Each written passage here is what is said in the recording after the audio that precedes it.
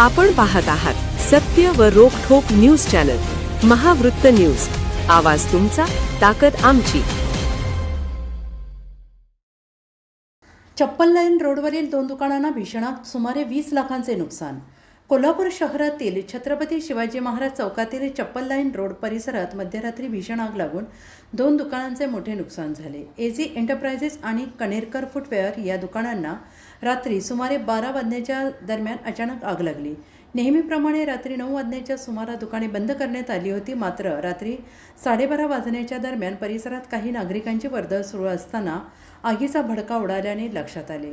नागरिकांनी तात्काळ अग्निशमन दलाला माहिती दिली। अग्निशमन दलाचे जवान घटनास्थळी पोहोचले तेव्हा आगीचे मोठ्या प्रमाणात लोण वाढले होते। जवानांनी तात्काळ बचावकार्य सुरू करत सुमारे 1:30 वाजेपर्यंत अथक प्रयत्न करून आग आटोक्यात आणली। या आगीत दुकानामधील चप्पल, बूट आणि सँडल यांचा मोठ्या प्रमाणात जळून खाक झाला असून अंदाजे 20 लाख रुपयांचे नुकसान झाल्याची प्राथमिक माहिती आहे। दरम्यान आग लागल्याची बातमी परिसरात पसरताच घटनास्थळी नागरिकांनी मोठी गर्दी केली। आगीचे नेमके कारण अद्याप समजू शकलेले नसून पुढील तपास सुरू आहे।